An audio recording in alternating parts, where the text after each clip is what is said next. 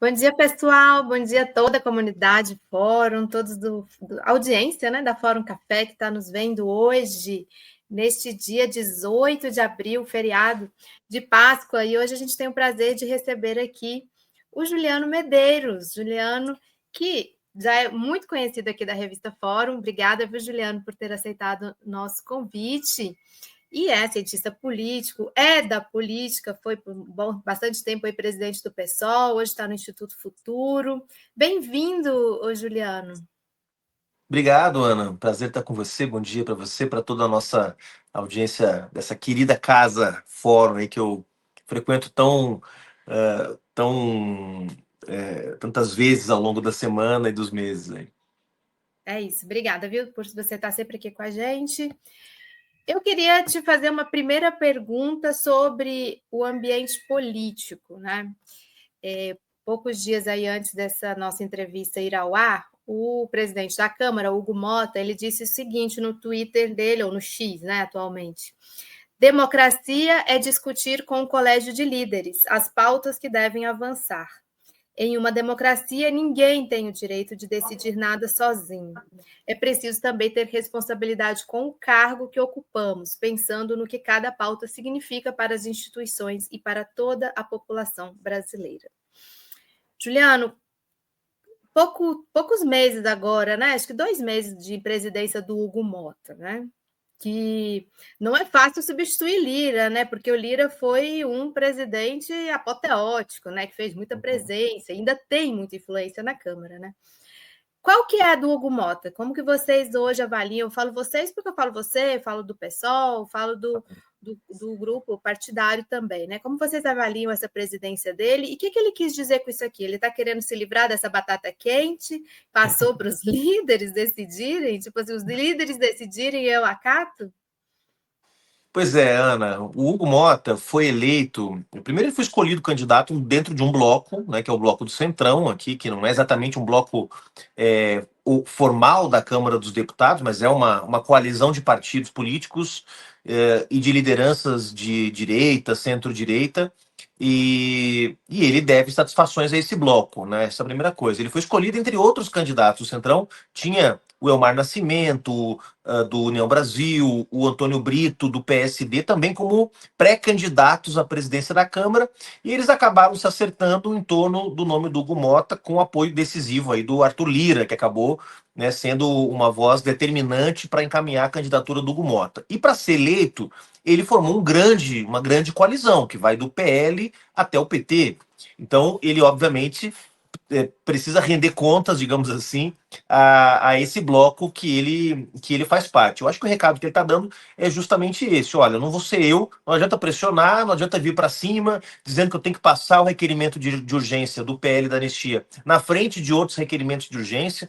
Saiu uma matéria essa semana, né, Ana, que mostra que tem requerimentos de urgência de 2010, que até hoje não foram apreciados, né? Olha o quanto tempo faz. Então não faz nenhum sentido que um requerimento de urgência que só beneficia um grupo político, que não é prioridade para o país, que não é um elemento importante para gerar emprego, para combater a desigualdade, para desenvolver a economia, passe na frente de outros projetos de lei. Então, eu acho que o recado que o Hugo Bota está dando é esse: não adianta vir pressionar, porque eu sou deputado de um bloco e não deputado do Bolsonaro ou do Lula, né? Eu acho que essa é o grande recado que ele dá. Agora, muita gente também comentando que melhorou a relação dele com o governo depois dessa viagem ao Japão, que isso teria criado um ambiente de maior diálogo do governo com a Câmara e com o Senado, com ele próprio, Hugo Mota. Até aqui, para ser franco, no que diz respeito à governabilidade, anistia e tal, o Hugo Mota tem sido cauteloso, né? Onde ele tem pisado na bola feio, e eu sei que a gente vai falar disso no programa de hoje, é na tentativa de cassação do Glauber Braga, né? Mas especificamente nesse tema da anistia, eu acho que ele está sendo cauteloso, até para ver como as coisas evoluem aí no cenário mais geral, né?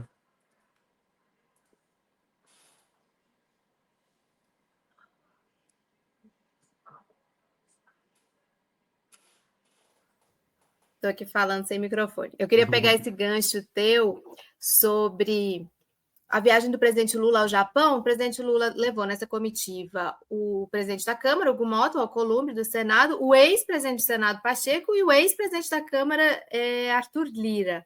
E ali, quando apareceu essa foto, quando apareceram os vídeos, obviamente todo mundo intuiu que era justamente para aproveitar a viagem e construir o que vai ser esse ano de 2025 no legislativo. Você acha, então, que essas conversas do presidente Lula, aí também teve a mudança, né? Saiu Padilha, entrou a Gleisi, foi uma tentativa de melhorar, então, a relação do governo com o legislativo para tentar, aí, nessa segunda metade do governo Lula, deslanchar mais os projetos na Câmara e no Senado? Pois é, Ana, 2024 foi um ano difícil para o governo na Câmara, né? Porque a tensão envolvendo o orçamento secreto, a liberação das emendas, né? Tudo isso trouxe uma série de dificuldades para o governo conseguir aprovar seus projetos. O governo não teve nenhuma grande derrota na Câmara em 2024, né? O Senado é sempre um cenário um pouco melhor, mas o governo tem aí uma disputa fundamental para esse último ano, vamos dizer assim, cheio, né? Porque ano que vem já começa a eleição e muda bastante a dinâmica aqui de Brasília, que você conhece muito bem. A minha avaliação é que o governo está priorizando corretamente fazer a disputa em torno do tema da isenção de imposto de renda, né, para quem ganha até R$ 5.000, com a taxação de lucros e dividendos acima de 50 mil, que é esse o desenho inicial, né? A ideia de escolher o Arthur Lira para esse projeto, para relatar esse projeto, é também uma sinalização de que o governo está priorizando, quer dizer, não entregou esse projeto para qualquer deputado, né? Entregou para o ex-presidente da Câmara, um dos deputados mais influentes do Congresso. Então, o governo tem uma prioridade. E mais do que isso, né, Ana, tem uma oportunidade. Porque na medida em que o Bolsonaro e o bolsonarismo investem tudo no PL da anistia, que não é uma pauta popular, não é um assunto que o povo brasileiro está interessado, se abre aí uma oportunidade. Eu gosto de lembrar que no ato que foi realizado pelos bolsonaristas em Copacabana, teve uma divisão entre eles. Uma parte achava que o ato tinha que ser fora Lula, exatamente porque achava que era uma pauta que podia agregar mais setores. E o Bolsonaro impôs que fosse anistia.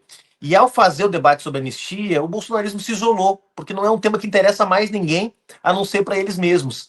E isso abriu uma oportunidade para o governo. Ou seja, o governo tem hoje a oportunidade de pautar a sua política no debate público brasileiro. Enquanto eles falam de anistia, vamos falar de emprego, vamos falar de desenvolvimento, vamos falar de transição energética, vamos falar de assuntos que interessem ao povo. Então eu acho que a decisão do governo de priorizar o imposto de renda, a isenção do imposto de renda, a pauta econômica, tem a ver também com essa oportunidade que o Bolsonaro abre para a gente, né, ao optar equivocadamente por apostar tudo na anistia. E aí, claro que o governo sozinho não tem votos, né? Aqui a gente, entre os partidos de esquerda e centro-esquerda, a gente soma 135 votos na Câmara, é muito pouco, precisa do Centrão.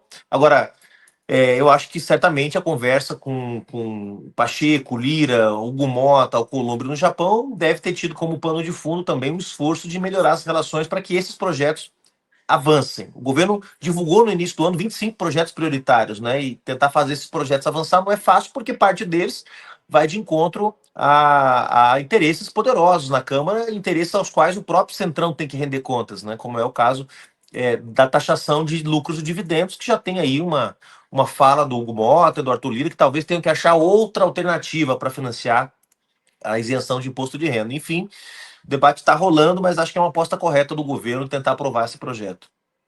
Esse projeto que estão falando também de tentar ampliar essa questão da anistia para o final da eleição de 2022, você tem ouvido falar sobre isso aí? Você tem alguma possibilidade de prosperar? Né? Seria uma anistia ampla para todos os envolvidos em qualquer contestação da eleição do final do segundo turno, né, de 22 em diante, né? Então tá sendo comentado isso, né? O bolsonarismo aqui na Câmara, eles são heterogêneos também, eles não são exatamente um bloco tão sólido, né? Você tem um monte de maluco que foi eleito na última eleição, defensor de arma, negacionista de vacina, enfim, gente da pior qualidade. E você tem gente com experiência na Câmara dos Deputados, né? O atual líder, que é o Sóstenes Cavalcante, do PL, é um cara, uma liderança aqui da bancada evangélica, mas o cara que está aqui há muito tempo, sabe como funciona a Câmara. Então ele já sabe que o projeto da anistia como está não vai passar, não vai ser votado. Então começam a soltar aqui e acolá alternativas, né? Então a gente faz anistia, mas só para quem ficou condenado até 5 anos. A gente faz anistia depois da eleição, para não dizerem que a gente está fazendo para que o Bolsonaro seja candidato. A gente faz. Então começa a ter uma série de hipóteses que estão sendo testadas, né? O Centrão não, perdão, o bolsonarismo joga essas hipóteses para testar, para ver se alguma delas ganha adesão, né? Até agora eles não conseguiram, né? Acho que na semana passada, né, aquela polêmica envolvendo a fala da Gleisi Hoffmann sobre digamos, a legitimidade do debate sobre anistia. Eu entendi a Gleisi, é óbvio. A Gleisi quer que o bolsonarismo siga falando de anistia, que é a melhor coisa para o governo. Né? Então fica aí falando de anistia, deixa o debate rolar. Só que, claro, ela foi mal interpretada, especialmente pelo Supremo Tribunal Federal, que ficou pé da vida com ela cogitar essa hipótese, exatamente no momento em que os réus nem foram julgados ainda no Supremo Federal, no Supremo Tribunal Federal. Todos eles, alguns foram, né? Os peixes pequenos, mas os generais, o Bolsonaro, ninguém foi julgado ainda. Então, óbvio que eu entendo o movimento da Gleisi, que é um movimento de tentar fazer com que essa pauta se mantenha na agenda aqui, né, da política de Brasília, mas mesmo a hipótese que ela, Gleisi, testou, não foi bem recebida. Então veja como está todo mundo testando hipótese, né? Nesse momento. Nesse momento tudo balão de ensaio, não tem, acho que, grandes chances de nada acontecer antes do processo de julgamento ser concluído. Tá bom. Deixa eu falar agora contigo um pouquinho sobre um tema muito sensível para todos da bancada do PSOL, direção do PSOL e do campo da esquerda, de uma forma geral, não só do Brasil, mas da América Latina, né? Que é a situação do Glauber Braga, deputado federal pelo Rio de Janeiro. Neste momento em que nós estamos fazendo essa entrevista, se não me engano, o Glauber está no 5º dia de greve de fome, né? 5º ou 6º dia. Eu vou colocar um vídeo aqui sobre um pronunciamento do Glauber do final do ano passado, do dia 16 de dezembro de 2024, para a gente conversar um pouco sobre esse processo de cassação do Glauber. Nós estamos falando de tributação, receita, colocação em prática de recursos que são fundamentais para atender a interesses básicos da sociedade, ampliação necessária dos investimentos na saúde e na educação pública. Não dá para a gente fingir que não está acontecendo o escândalo que foi denunciado na revista Piauí em relação às emendas. O presidente da Câmara, deputado Arthur Lira, Deputado Glauber, nas breves comunicados, expedientes, orientação de bancada, Vossa Excelência pode discorrer sobre esse tema com maior tranquilidade. Eu peço que, neste momento de discussão da matéria, o senhor se atenha à matéria, sob pena de eu fazer cumprir o regimento. Vou concluir. Repor o seu tempo e o senhor se atém à discussão da matéria. Vou concluir a minha fala. Não, mas o senhor conclua dentro do assunto. Vou concluir a minha fala já dizendo que, muito provavelmente, porque estava dialogando com algum outro interlocutor, não ouviu o que eu disse. Acho que, possivelmente, os ouvidos do senhor só ouviram aquilo que quis ouvir. Próximo orador para discutir a matéria, deputado que nós não podemos esconder um tema tão relevante como esse do escândalo das emendas. E que o senhor... Deputado Luiz Carlos Rauli, para discutir a favor da matéria. Eu quis colocar esse vídeo porque ele é muito ilustrativo, né? Ele é do final do ano passado e ele é muito ilustrativo deste embate mesmo que se deu entre Glauber e Lira, e o Lira nunca escondeu o seu desconforto, a sua ira, inclusive, com a presença do Glauber em plenário, com tudo que ele trouxe, e principalmente dessas denúncias que ele depois detalhou, né? É claro que essa é a grande motivação, não dessa caçada ao mandato do Glauber, né? Como que vocês estão lidando com isso nestes dias aí que são bastante difíceis, né? Em que ele optou por fazer uma resistência bastante forte, né? Que é uma greve de fome. Primeiro, Ana, acho que é importante assim, a gente reconhecer a solidariedade que a gente está tendo de todo o campo progressista. Ontem teve lá o líder do PCdoB, o Renildo Calheiros, já teve também o deputado, o senador Jacques Wagner, ministro Paulo Teixeira, enfim, nós temos tido o líder Lindbergh Farias do PT, mesmo numa semana como essa que a gente está gravando, onde não teve sessão presencial aqui da Câmara, sessão deliberativa presencial, ainda assim a gente teve muitos deputados, senadores, dirigentes partidários dos partidos da esquerda se solidarizando com o Glauber, né? O segundo aspecto tem a ver com o momento dele. Eu tive com ele ontem, ele está ainda bem, mas claro que a saúde vai se deteriorando, não só a saúde física, mas também a capacidade de resistir emocionalmente a tudo que está acontecendo, né? Porque é uma injustiça muito grande, né? As matérias que saíram nas últimas semanas, em todos os veículos, inclusive na Fórum, mostram que é um absurdo. Quer dizer, nós nunca tivemos um deputado cassado na Câmara por agressão, em primeiro lugar. Em segundo lugar, o Glauber não agrediu. Quem vê as imagens vê que é uma coisa ridícula. Ele segura o sujeito que o está agredindo no seu local de trabalho e vai empurrando o moleque para fora da Câmara e no final dá um chute no traseiro, sem nenhuma consequência física, uma bobagem, né? E está sendo cassado supostamente por causa disso. O parecer, o voto do relator no Conselho de Ética da Câmara tem 58 páginas, Ana. Essa informação eu fiquei sabendo ontem. 58 páginas, tem 12 páginas que falam do episódio envolvendo o arruaceiro do MBL que estava aqui provocando o Glauber. Então vejam que você falou, não tem nada a ver com o que aconteceu, né? Porque aquilo que aconteceu não justifica a cassação de mandato, né? Obviamente não é suficiente para cassar mandato nenhum. Mas as outras páginas, as outras 44 páginas, é ali que estão, 46 páginas, é ali que estão os elementos fundamentais da tentativa de cassação do Glauber, que é a denúncia que ele faz em relação ao orçamento secreto. Aliás, não só ele, toda a bancada da esquerda e centro-esquerda colocou em questão esse mecanismo. Há uma ação no Supremo Tribunal Federal, o ministro Flávio Dino já acolheu os argumentos que foram apresentados pelos partidos de esquerda, ou seja, não tem nenhuma margem legal. Eu acho, inclusive, que se essa cassação se confirmasse, haveria certamente espaço para uma reversão no Supremo Tribunal Federal, tá? Porque não há elementos concretos para cassar um mandato de deputado pelas razões alegadas. Agora, claro que é uma tentativa de criar um constrangimento, né? E acho que os deputados do nosso campo têm sido muito assertivos de dizer isso no plenário, nas suas entrevistas, nas suas manifestações, que não façam isso, porque isso vai abrir um precedente. E abrindo esse precedente, amanhã ou depois, quem pode ser cassado pode ser você, deputado do Centrão. Pode ser você, deputado bolsonarista. Pode ser. Ou seja, se abrir o precedente de começar a caçar deputado por posição política e ideológica, onde é que isso vai parar? Né? Onde é que isso vai parar? Então, eu acho que tem aí uma. Além do desgaste que a Câmara dos Deputados está vivendo, claro, de estar pagando salário para o mandante do assassinato da Marielle Franco, né, de estar mantendo aqui deputados que apontaram arma para eleitor no dia da eleição, quer dizer, esse tipo de coisa absurda que ainda vigora aqui na Câmara, né? Então tem um desgaste para a Câmara. Esse desgaste eu acho que os deputados estão dispostos a bancar, os deputados do Centrão, né? Agora tem o precedente, né? Eu acho que isso aqui é o que pode demover uma parte dos deputados do Centrão e até mesmo do bolsonarismo, por incrível que pareça, para uma posição de não cassar o mandato do Glauber. Agora, a situação ela é grave e os trabalhos da Câmara só retornam na próxima terça-feira. Né? O Glauber já vai ter completado aí nessa próxima terça-feira 12, 13 dias de greve de fome. É bastante tempo. Né? Então, nós vamos ter pouco tempo para poder encontrar uma saída. Então, eu ia te perguntar exatamente isso, porque inicialmente ia haver sessão essa semana, ia ter um esforço concentrado, né? Segunda, terça. Aí o Hugo Mota suspende, né?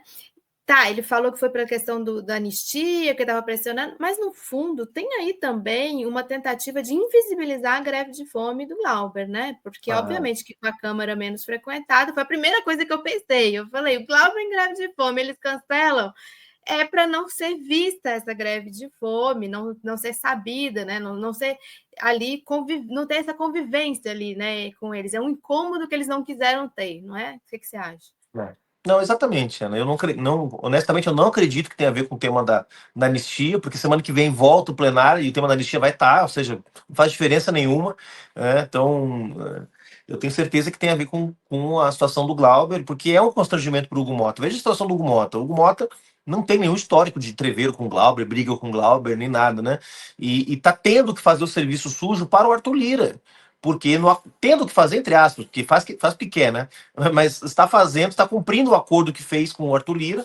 Provavelmente isso estava no pacote do acordo para que o Hugo Mota, dentro do Centrão, fosse indicado pelo Arthur Lira, fazer aquilo que o Arthur Lira mandasse ou reivindicasse, né? Então, provavelmente a cassação do Glauber está no pacote de entregas que o Hugo Mota tem que fazer para o Lira depois de ter sido apoiado pelo Lira para ser presidente da Câmara. Então, é uma situação ruim, delicada. A bancada do pessoal está conversando, está dialogando com ele também para tentar evitar que esse processo avance, né? A gente ainda tem uma medida recursal à CCJ, a Comissão de Constituição e Justiça. A defesa do Glauber vai fazer esse recurso à CCJ, apontando as várias falhas que o processo teve, seja no direito no acesso ao direito de defesa, seja na forma como o relatório foi construído sobre um tema que não tinha nada a ver com a denúncia. Então, há um movimento ainda aqui para tentar, na CCJ, já a gente fazer uma barreira de contenção. Porque se for aprovado na CCJ semana que vem, vai para o plenário, e nós temos a possibilidade, Ana, absurda, do Glauber Braga ser cassado antes do Chiquinho Brazão, que é o mandante do assassinato da Marielle Franco. Vejam o grau de degeneração política que isso representa. A Câmara dos Deputados mantém o assassino da Marielle recebendo salário, que agora foi para a prisão domiciliar, inclusive, no dia de ontem, e o Glauber Braga, é um sujeito íntegro, digno, combativo, ser cassado porque foi se proteger, se defender de um arruaceiro que estava nas dependências da Câmara, provocando, achincalhando, tentando tirar do sério um deputado como o Glauber. Então, é um absurdo que a gente está vivendo, mas a gente ainda tem esperança, porque tem o recurso à CCJ, tem a luta no plenário, né? E o que a gente espera é que o Glauber resista firme até lá, porque nós temos aí a ameaça, o risco, é justamente da gente chegar na terça, quarta da semana que vem na CCJ com o Glauber numa condição crítica, né? Debilitado, né? Você acha que essa possível cassação do Glauber pode ser usada como moeda de troca para livrar outros? Acho difícil, Ana. Eu acho que é bem mais um recado para a esquerda, para dizer, ó, comportem-se, tem um limite aqui, né? Aqui a gente aceita que vocês disputem com a gente, com o Centrão, com o bolsonarismo. Aqui a gente aceita que vocês defendam suas teses de esquerda, o socialismo, etc. Mas não nos denunciem, não mexam conosco. Eu acho que isso é uma mudança de qualidade em relação ao que a gente viveu até hoje, né? Quem já passou pela Câmara como servidor ou como deputado, sabe, você também, Ana, que a gente já teve muitos embates duros aqui e nunca esse limite foi transposto, né? Dessa vez o Lira está querendo cruzar um limite, que é o limite de que dizer até onde a esquerda pode ir nas suas críticas, né, nas suas denúncias. Veja, o Glauber chamou o Eduardo Cunha de gangster dentro do plenário da Câmara, e o Eduardo Cunha não teve a coragem de mover um processo de cassação contra o Glauber. Nós já ouvimos coisas aqui absurdas na Câmara dos Deputados, da direita contra a esquerda, e nada nunca foi feito. Nós temos um processo que eu movi contra a Carla Zambelli no Supremo Tribunal Federal, quando eu era presidente do PSOL, porque a Carla Zambelli associou o PSOL e os seus dirigentes, a sua militância, à defesa da pedofilia. Sabe o que é isso, Ana? Você sabe, eu tenho uma filha de 15 anos. O que é dizer isso há 6 anos atrás, quando a minha filha tinha 9 anos, que o PSOL era o partido que defendia pedófilos. Imagina a loucura que isso podia ter produzido, de um doido com arma na rua encontrar o presidente do PSOL, um deputado do partido, e dar um tiro porque acreditou naquilo que a Carla Zambelli disse. E não aconteceu nada com ela. O ministro Celso de Mello arquivou a denúncia, arquivou a representação que a gente moveu contra ela, disse que ela estava protegida pela imunidade parlamentar. O que é isso, gente? E aí, de repente, é o Glauber que vai ser caçado. Então, eu acho que menos moeda de troca. O que o Centrão está querendo dizer é: não passem desse limite. Eles querem definir um novo limite, que não existia até agora. E isso é inaceitável. Então, digamos que amanhã ou depois o Arthur Lira mande um recado. Tudo bem, a gente não vai caçar o Glauber, mas ele tem que parar de ser o Glauber. Não tenho dúvida de que ele vai preferir ser caçado. Tá? Porque não dá para aceitar que alguém queira manietar, alguém queira, né, botar ali limites, rédeas na atuação de qualquer partido, muito menos na esquerda, né? Não, com certeza. Muita força, viu, aí para o Glauber, para vocês. Eu também devo dar uma passadinha pela Câmara agora, esses dias, para falar com ele pessoalmente. Já falei por mensagem. Para a gente terminar essa entrevista, de novo, te agradecer muito pelo seu tempo. Vamos falar um pouquinho só de América Latina. Esse final de semana nós tivemos eleição no Equador, apesar da Luísa Gonzalez, ela está pontuando sempre acima aí nas últimas semanas do Noboa nas pesquisas de intenção de voto. Houve a eleição e, segundo a apuração, ela teria perdido, mas há muita controvérsia, né, sobre este processo. Eu sei que você também está acompanhando via Rede Futuro, que é uma organização, né, de partidos, entidades do campo da esquerda da América Latina. Eu queria que você falasse um pouquinho para a gente como vocês estão vendo a situação neste momento na América do Sul, especialmente aí a situação do Equador. A gente vai ter muitas eleições importantes esse ano e no ano que vem, né, Ana? Eu acho que assim, tem um equilíbrio da região que passa muito pelo que a gente vai viver daqui até a eleição do Brasil, né? Nós temos, como você mencionou, tivemos Equador, temos Chile, temos Bolívia esse ano também, a esquerda numa crise tremenda lá, super dividida. Nós temos eleições legislativas na Argentina, no ano que vem tem Peru, Colômbia, Brasil. Então, vai ser esses próximos 12 meses, aí, 18 meses, com muitas eleições decisivas que vão falar muito sobre o equilíbrio geopolítico da região, né? A capacidade da América Latina ser uma contraposição ao que é hoje o governo Trump nos Estados Unidos, né, sua política imperialista para a região. No Equador eu tive acompanhando a eleição, tive lá na sexta, no sábado e no domingo, e o que a gente viu foi uma coisa assim assustadora. Não é a primeira eleição que eu acompanho no Equador, é a terceira que eu acompanho lá, tem uma relação construída com a turma lá, com o Rafael Correa, com a Paola Pabon, Virgílio Hernandes, toda a turma que o Pabel, que é o prefeito de Quito, né, que estão... exatamente, o Ricardo Patinho, e estavam todos lá, quer dizer, todos os que podiam, porque o lawfare lá, né, impede que muitos estejam no Equador, porque estão condenados por processos absurdos, também como aconteceu aqui no Brasil. Mas está cada vez pior, Ana, porque está cada vez mais militarizado o processo eleitoral, né, eram militares, tropas por todos os lados. Está cada vez mais clara a subordinação do Conselho Nacional Eleitoral, da Suprema Corte ao governo, ou seja, não há mais independência de poderes, o que permite um montão de barbaridades, como, por exemplo, o Noboa concorrer a presidente no cargo de presidente, o que é proibido lá no Equador, pela Constituição do Equador. Ele passou por cima da Constituição, ninguém fez nada, nem a Suprema Corte, nem o CNE. Né, distribuição massiva de recursos para compra de votos através de programas sociais, o que também é proibido, foi feito na véspera da eleição sem nenhum pudor.